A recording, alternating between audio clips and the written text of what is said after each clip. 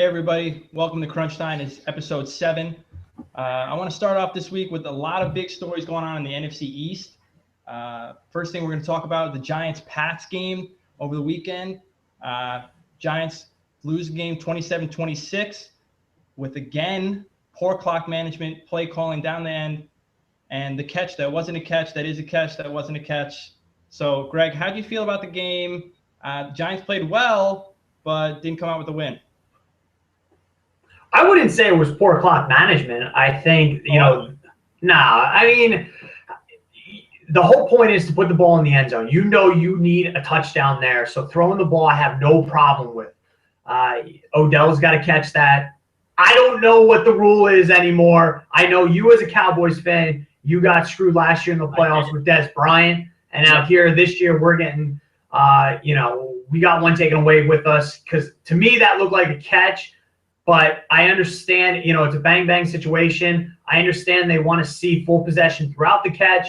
But to me, he had possession. He had 2 feet in. The ball crosses the plane. It should be a touchdown to me. I never understood that rule in general for me because when the nose of the ball touches the goal line, it's a touchdown. Whether you fumble the ball after that or not, like when you're doing a jump over. Cam Newton and Tom Brady's the king of it. Jump over. All you have to do is put that ball out and put it there. Touchdown. But it's, in the end zone, you gotta catch it. You gotta put your both feet down. You gotta do a dance, then get tackled, then fall. I mean, I don't understand. A catch is a catch. I mean, he had the ball. I'm with you. As a Cowboys fan here, I think he had the ball. He had 2 feet down, and I think it's over at that point. But I never understood that rule. I think the NFL is doing them such a disservice because the referees, the coaches, the fans, nobody knows what a catch is anymore. And exactly like you said, you catch the ball, you possess it in the end zone. Why is that not considered a touchdown? If he was a running back and he was running to the pylon, he could have touched the pylon, but the ball could have went out of his hand outside the end zone, but it still would have been considered a touchdown. So you got a ball in your hands, 2 feet down, done.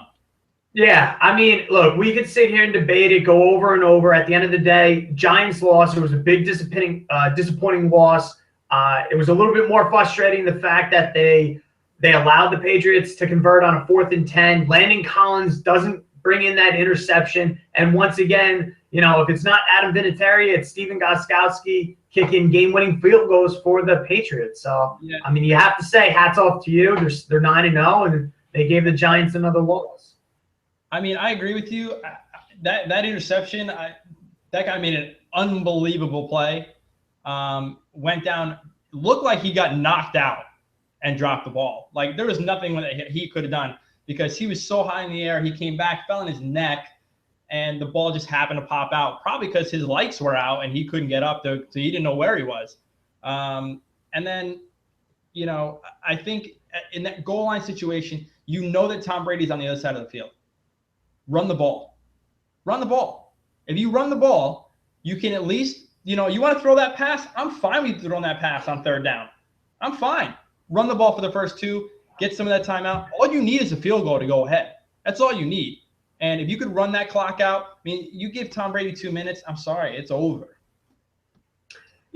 That's just not the strength of the Giants right now is to be able to run the ball. I mean, Rashard Jennings did nothing in the game. Shane Vereen was more effective as a pass catcher. So to say, it's easy to sit here and say run the ball, but the Giants are not a running team right now. Eli is better in the 2 minutes when he's calling the shots. He's able to, sit back there and shotgun, and he's able to pick apart defenses. We've seen it time and time again. He's actually at his best when things are a little erratic and the pressure's on for him. So, this isn't like game 1 against Dallas where it was truly poor clock management. They were going for the win. Odell catches that pass there, and they rule it a touchdown. In my eyes, that would have been game over. So I'm not going to knock him on clock management, not this week. Let me ask you, how much time? Do you know how much time was left when that pass was thrown? To Odell? Yeah. It was in front of the 2-minute warning, right? Yes, I believe. Yeah, I know. Look, we could sit here and say clock management, but like you just said, even if we're giving the ball back to the Patriots with under a minute left, if you don't score a touchdown, you're still only up one. So who's to say then the Patriots don't change their scheme and they start throwing the ball farther down the field? They were giving the ball back with about a minute 45, and they were able to, they were able to convert. The biggest play was the 4th and 10. It was a misplay by the Giants inside linebacker. He dropped too far and he left the middle of the field wide open. So it was an easy turning catch for the Patriots. So I mean, at the end of the day, it was the blown call, or the missed catch by Odell. It was the missed interception, that opportunity with Landon Collins, and it was that 4th and 10 play. I mean, you have to give the credit where credit's due, and the Patriots made the plays when it counted. Yeah, you got to make that 4th and 10 play. I mean, but it's good positives for the Giants. Cowboys lose again. Eli and Odell seem to be getting more on page. They seem to be looking, they seem to look good. And then they pick up Akeem Nicks this week. So I guess you'll kind of see what he's still got, because he hasn't he hasn't played for anybody this year. And if he has, I think he played for who? San Francisco? Was he on San Francisco? I mean, I know he was with the Colts last year, and I guess they cut him. Yeah, so he was in San Francisco for a preseason. He's got rapport with Eli. He's got that big catch in the Super Bowl against the Patriots. So, you bring a guy, look at James Jones for Green Bay. He goes to Oakland, gets cut, and then goes back to Green Bay, and now he catches touchdowns. He's on my fantasy team. He catches touchdowns every week. So I think that might be good for them. The big news for me this week was Victor Cruz having a season-ending injury, and he's having surgery for it, even though he never started his season.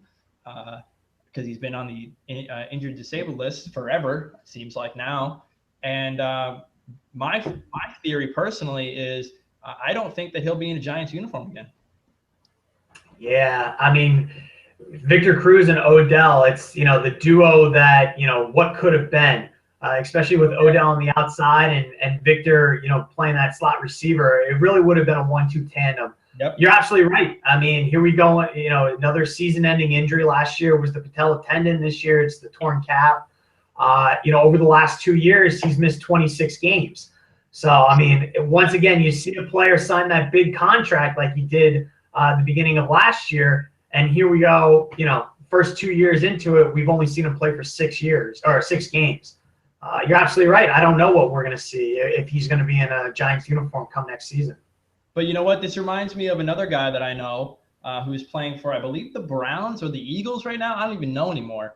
Miles Austin signed that big deal, same kind of receiver, plays the slot, gave him a ton of money, 6 years, $100 million, some crazy amount of money.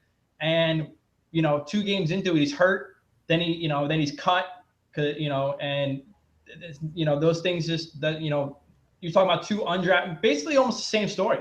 2 undrafted guys who have big seasons, look great. You sign them to that deal you want, and then all of a sudden, they can't stay on the field. Yeah, I know. I mean, right now, Victor Cruz is 29. He's going to be 30 next year.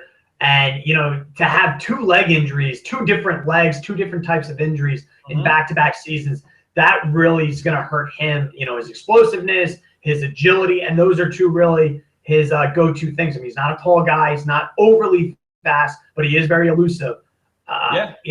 When you start getting up there in age, in any sport, and you start losing that quickness, that agility, you become more of a one-dimensional player. And I don't really know if he's going to be worth keeping on the roster. I mean, right now we still got Ruben Randall, Dwayne Harris is coming up. We can't. Who's Miles White? I don't know. He was playing against the Patriots the other day. I don't know who he was, but so guys. Yeah, I mean, it's not an overly large contract that they gave to Victor Cruz. I mean, it's 5 years, $43 million, so he's only making about 8.6 per year. They already gave him the guarantee money. They already gave him the signing bonus, so he may just be one of those people. Let him rehab for the rest of the year, bring him back, see where he's at, and then you can reevaluate him next year. Big blow, though, for the Giants. Big blow. Yeah, but you know what? They're still in first place. They haven't had him all year. So, it almost looks like, I'm not saying they don't need him. I mean, they should have won. I think they should have beat the Pats this weekend. They should have won the Cowboys game. Instead of 5-4, they should be 7-2 right now. So, but big news for me as a Cowboy fan. My buddy, my best friend, Tony Romo, back on the field and going against Miami this week. How do you think that game's going to go? Romo's been out for a little while. Team isn't looking too great. How do you think the return's going to be? Is the savior coming home for you? That's how I feel. Yeah. You better, because right now at 2-7, you got to run the table. I mean, it's going to be tough. You got to play the Redskins twice. Those are the only remaining divisional games for you. Mm-hmm. But you definitely have a big week coming up this week with the Dolphins, and then you got on short rest. You got a game on Thanksgiving Day with the Panthers, who, let's be honest, right now, one of the upper echelon teams in the NFL. I don't know how Tony's going to fare. I'm going to say he's going to be like a typical quarterback that comes back from injury. He's going to be rusty. And when you don't have that much of an explosive offense, I don't know where you're going to be able to, if you have any error, it's going to land on his shoulders. So, Yeah, but you know what? When you say it's not explosive, but yeah, it's not explosive when Matt Castle or Brandon Weeden are in there. You still have Des Bryant. You still have Jason Witten. You have Terrence Williams. They just signed Turbin from the Browns. You got Darren McFadden. Like the game, the reason the Cowboys have been so good over the past 2 or 3 years is because Romo makes the plays that other quarterbacks can't. Especially you saw it with Castle and Weeden. They can't make those throws. They can't get out of the pocket. They can't create. I'm not saying he's Aaron Rodgers, but Aaron Rodgers does the same thing. Creates plays after the plays have broken down. And that is important for the Cowboys to be successful for the rest of the season. And I do think they have a good shot. I don't think the Panthers' offense is good enough to be their defense is phenomenal, but they've got a loss coming, and I think the Cowboys are going to give it to them. I don't think they're going to go undefeated the whole season, but that's what I think so far. I think I think the Panthers will get that loss, but they have got to beat the Dolphins first. So you scored 6 points last week against the Bucs. You can't say that it was Tony Romo that he wasn't able to make some plays. If Des Bryant goes up in the end zone to either just try and attack that football, maybe he comes down with it. I don't see it. I don't think if Tony Romo's on the field that we don't throw 3 touchdowns and that game isn't even a question. I'm not saying that Tony Romo not being on the field would have made somewhat of a difference, but there are teams out there that lose their quarterback, but they are still somewhat explosive. You still have something to hang your hat on. Darren McFadden's been having a great season this year, but he could get hurt tomorrow. I mean, he could stub his toe putting on his cleats. Des Bryant was hurt at the beginning of the year. You've lost Joseph Randle. You lost Lance Dunbar. Witten's getting older. The defense hasn't even pulled through a game for you. I mean, look at what's going on in Denver right now. Peyton Manning hasn't been Peyton Manning, but his defense is playing to the point where they've won 7 games. You got Greg Hardy, 3, 4, 5 games ago, and he has not done enough to be able to produce a win. So for the rest of the season, for them to go, 7-0 after just going 2-7, I don't see it. Well, you know what? You made the Broncos analogy, and I'm glad you made that because they have Brock Osweiler now. So we'll see how the Matt Castle of Denver does against, the next 2 games they have without Peyton Manning. And we'll see if, the defense makes a difference or if it's actually the quarterback who's out there winning games. I understand Peyton Manning right now. Tony Romo is an elite quarterback compared to Peyton Manning right now, who just looks like a shell of himself, which is real sad to see. But we already talked about the Patriots, but I want to bring it back to you. Do the Patriots run the table this year? No, I don't think so. I think with an older team like them, because they've had their own injuries. I mean, they lost Deion Lewis and they just lost Julian Edelman back-to-back weeks. So I see if they're 14-0 heading into those last 2 weeks, I see Bill Belichick kind of put the brakes on it and start resting some of those players. I mean, this isn't 2007. We're not talking about, a 28, 29-year-old Tom Brady. We're talking about a 36, 37-year-old Tom Brady. So, and they play the Bills this week in New England. So that ought to be a good game. Yeah, I don't have their schedule in front of me. I mean, I know eventually they got to play the Broncos. Obviously, Peyton Manning's not going to be there. But again, they're going to be playing that defense. So yeah, I don't see anybody running the table. I looked at the schedule. They play the Bills this week. They play the Broncos next week, which I assume is going to be without Peyton Manning, unless Peyton Manning decides that his plantar fascia feels better and he's going to go play. I don't think so. And then they play the Jets and the Dolphins throughout the course of the year. So the only team I see beating them is maybe, shockingly, maybe the Bills this week, because the Bills are the best team so far besides the Giants to give them a run. And they're playing the Jets again, where the Jets one week look like, the greatest team of all time. And then one week look like a bunch of, children out there. So I don't know. I think the Patriots, they have a good shot. They've done it before. As long as they don't face the Giants in the Super Bowl, they'll be okay. Yeah. Well, we'll see. We'll see.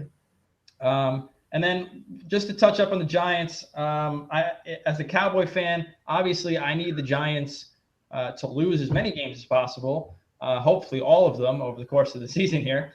And I need basically the Eagles and the Redskins to do the same. So Greg, I'm gonna run through the Giants schedule, the rest of the Giants schedule with you. Let me know what games they're gonna lose, or you can say what game they're gonna win. All right. Go. So first I got is the Giants play the Redskins the following week after their bye. Yeah, that's a win. Giants always beat the Redskins. Okay, in Washington. Still going with it. Okay. The Giants playing the Jets. The Giants are home in that game. Yeah. So the Jets. You know what? I'm going to put a loss in there. I think the Jets are going to get a little revenge on them. Okay. Then the Giants play the Dolphins in Miami. Yep, giving them a win. Okay, I'll give them a win there too. Panthers at the Giants. I'm going to give them a loss. Okay, so that's 2 losses. That's your 2-2 right now, which puts you at what, 7-6. All right, and then Giants at the Vikings. I'm going to give them a loss. Vikings #1 team in the NFC North right now. I like the Vikings. Nobody notices. It's going very under the radar, but Adrian Peterson is leading the league in rushing right now. Yeah. And Teddy Bridgewater, nobody talks about Teddy Bridgewater. He's not blowing you away. He's not throwing 400 yards and 3 touchdowns, but he's doing the game manager thing. And if you remember a good game manager, Trent Dilfer won a Super Bowl. So manage the game. Don't turn the ball over. They look real nice. I like them. I like them for the postseason, the playoffs this year too. All right, so you're 2-3 over these last 5 games, and then the Eagles come to town. Yeah, and that's gonna be the most critical game. I'm gonna say that they win that game. From the beginning of the season, I thought the Giants were an 8-8 football team, so it's kind of fitting that I'm gonna have them finish off 8-8. But I think 8-8 is gonna be enough to win the division this year. Okay, so if you say 8-8, and my Cowboys win the next 7, which they're going to. That's going to be 9-7 and to 8-8. So I think what I'm trying to tell you is that the Cowboys are going to win this division. Yeah, but if the Cowboys are 8-8 too, I'm pretty sure the Giants are going to have the tiebreaker on them, because if the Giants finish off the way that I just said, they'll finish 4-2 in the division. So they'll have the tiebreaker. Yeah, but didn't the Giants lose to the Cowboys and they have to beat the Redskins twice on the last year, and then they beat the Eagles once. You're right. The Giants right now are 2-2 in division. Okay. So, and they have 2 division games left. So they'll beat the Redskins, and then they'll win the last game against the Eagles. That'll bring them to 4-2. Okay, but that'll also bring the Cowboys to 4-2. No, because the Cowboys have 2 division games left right now. Yes. Both against the Redskins. Yes, and they're 2-2 right now. Oh yeah, you're right. The Cowboys beat the Giants once, and they beat the Eagles, correct? In their second game. Yes. So how does that work? I never understood that. They split each other. Well, then it will go to Is it a coin flip? No. We'll have to research that and come back. Well, let's be honest. The Cowboys are not going 1-6. I don't know what you're talking or about. 6-1. The Cowboys still have to win the Panthers, the Jets, and the Packers. Those are 3 losses. Those are wins, buddy. Aaron Rodgers, I don't know what he's doing this year. He's not looking great. Cam Newton, he's not. They're not. That's a loss. I'm telling you for them. I'm telling you. The Packers were 6-0 before. I mean, they're on a 3-game skid, but they were 6-0 at one point. Like Aaron Rodgers tells everybody, relax, relax. All right, enough football. Let's go to basketball. Just 2 more topics I want to talk about. Warriors are 11-0. Steph Curry, being Steph Curry, playing out of his mind. I saw a report today that they. Just a little fun thing I saw on the internet, that they might have the cap space next year, shockingly, somehow, and work it where they don't lose any players and they sign Kevin Durant, which sounds unheard of. But that's what I read. But the real question is, Warriors against the 96 Bulls. Do the Warriors do the Warriors beat the 72-10 record? No. Why? The 96 Bulls were unbeatable. They were a special team. The Bulls didn't have to go through the Western Conference. Last year was a magical season for the Warriors. They won 67 games. This year they're starting off unbelievable. 11-0. I think they're beating teams by an average of 18 points, which is phenomenal. But just like I think like every team, they're eventually going to hit a skid. The new trend now is to rest players so that way they're feeling good for the playoffs. And only one team has ever won 70 games, and that was the 96 Bulls. So I can't say yes, they're going to do it this year. Yeah, you know what? The resting players thing, I feel like is not for that team. They're young. I don't think they need the rest like that. And if you're close, I can't see you not playing the guys. Listen, we're only 11 games in, but by looking at the streaks, the Bulls won 5, 13, 18, 7, 6, 6, and 6 in a row. The Warriors have already won 11 in a row. Do they get to 20? Who knows? I mean, let's say they go, they win 12, they lose 1, they win 12. I mean, they have the capability, the way they're playing, to be able to catch this record and maybe, at least 70 games. They have a real good shot. Listen, it's 11 games. I get that, but I think there's a shot. Yeah, you know what though? It was a different NBA schedule back then.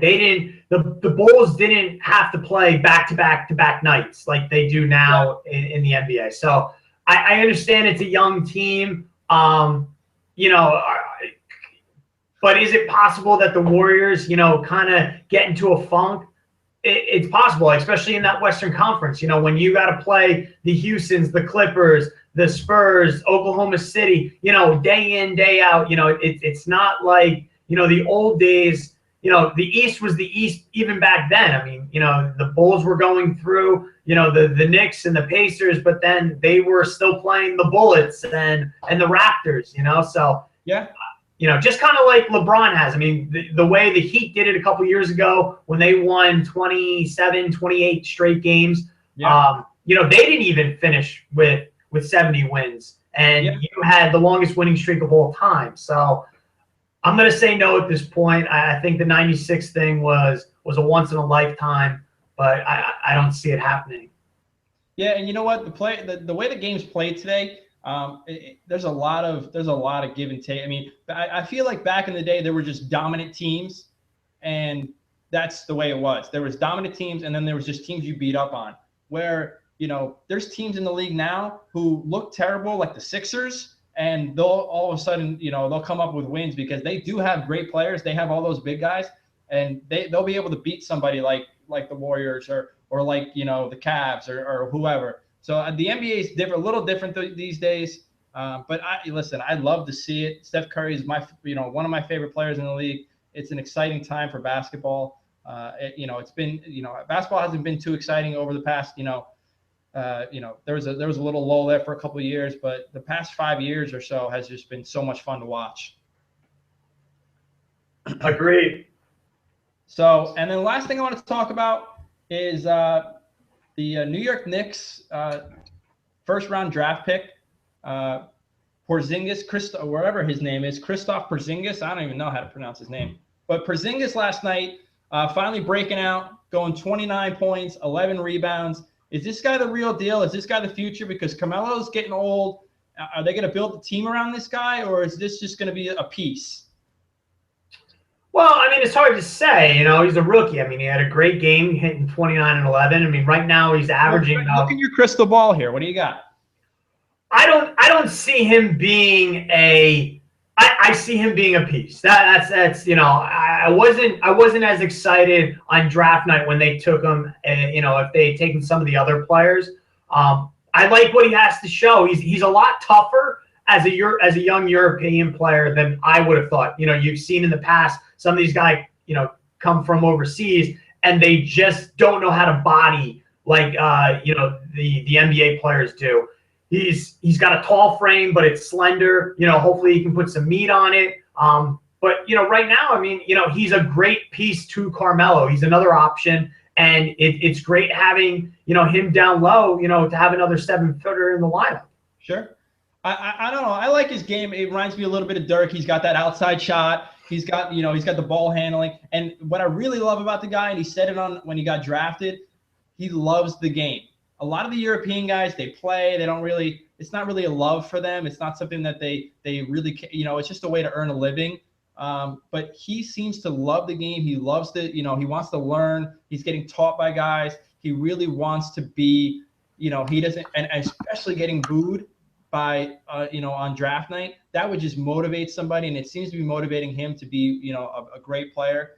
And I'm not sure if he's the guy, but he's definitely a great number 2 on any team, I think.